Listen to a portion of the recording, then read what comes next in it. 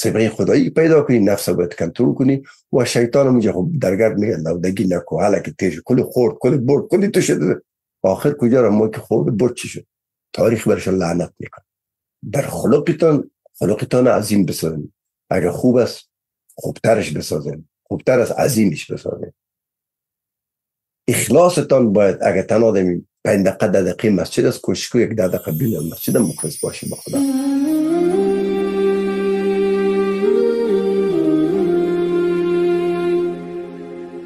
بخش دوم اخلاص. در اخلاص های رسول الله صلی الله علیه و آله الگو شده میتونه با آیت قرآن توجه بکنید. اسوه الگو در اخلاص، ان لکم فی رسول الله اسوه حسنه. آیا ما مسلمان هستیم؟ بله بیشک مخلص هم هستیم، یعنی هر عملی را که انجام میدیم، خصوصا عبادت، دعوت، مبارزه، جهاد، قتال، هر چی که ظرفی سره خاص به خاطر خدا انجام میدیم یا دو یک چیز دیگر نفس و شیطان و رسم و رواجای قومی و قبیله‌ای و محیط سر ما تحمیل میکنه. قتال میکنه یک دو میگه از قومیت میبره، قتال میکنه از او ببینید دوزی میره، سرمایه داری، بله دوزی که با کلان نکن، لارد پول شو، لارد سلاش. قتال میکنه از با زبان میبره، بی گندی کسافته، بدکنشتی های فطری و هننوی میبره، اجتماعی میبره. نشد دیگه فی سبیل الله خانه بود، اخلاص نبود.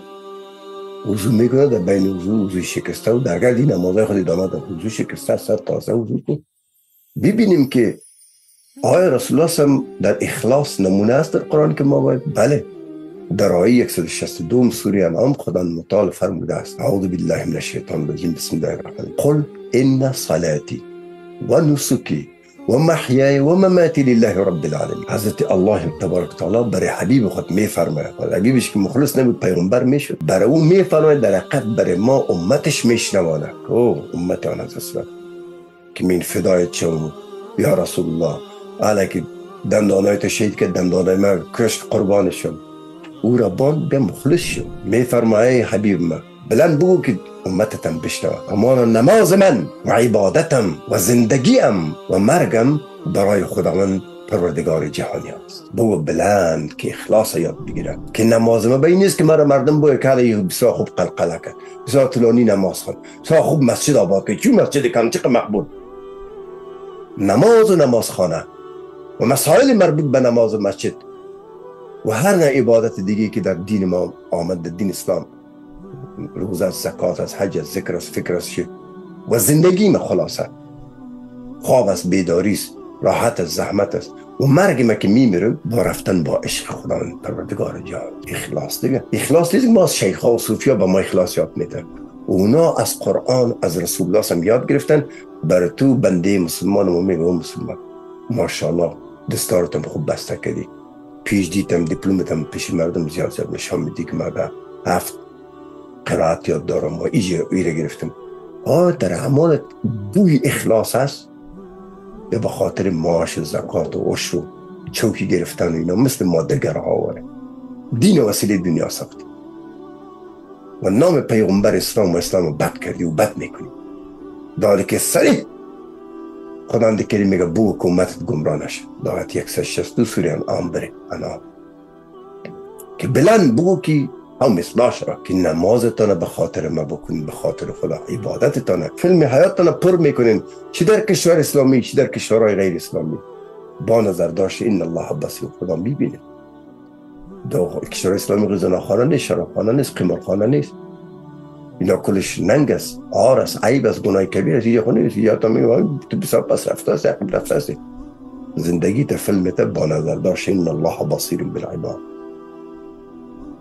و میموریم پروانه دارم. صحابه کرام در مدینه منوره فوت نکردن، در هند جهاد رفتن شهید شدن، فوت کردن، در افغانستان فوت کردن، پروانه داره چه فوت کردن.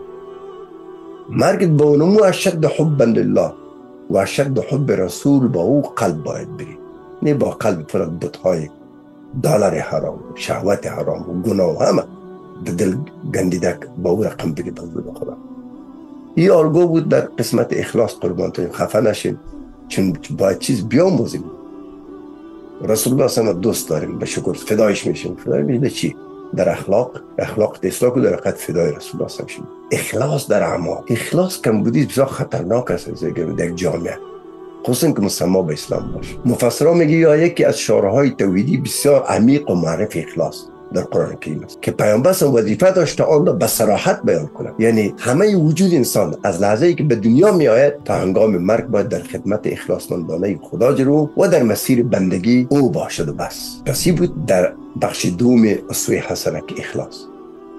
و بعض نکات علمی و معنوی در این رابطه و عمیق توجه نموده ملتفت شد. یک، توحید در تمام ابعاد زندگی. یا مبارک نشان میده که توحید فقط در اعتقاد نیست که لا اله الا الله میگیم خلاص، بلکه توحید در عمل، بلکه توحید در نیت، توحید در عبادت، توحید در سبک زندگی، توحید حتی در وقت مردن هم باید جلوه کنه از انسان که ما موحد است و موحد بود. دوم، اخلاص کامل. پیامبر صلی الله علیه و سلم مأمور است اعلام کند که نه تنها عبادت بلکه همه وجود و حیاتش برای خداوند است. نه تنها عبادت، این در حقیقت نهایت اخلاص و بندگی است. دیگه از اینکه اضافه همه چیز خدا که برای خدا وقت کردی، دیگه چی ما برای مسائل گناه و معصیتی چیز نمیدیم. سوم، الگوی مؤمنان. ما مسلمانان هم باید چنین نگرشی داشته باشیم، یعنی تمام ابعاد زندگی ما صبغت الله یا رنگ خدایی داشته و مزین به اخلاص صادقانه باشه، نه که مردم به ما چک کنه نکنه، با خود دروغ نگویم که من 5 وقت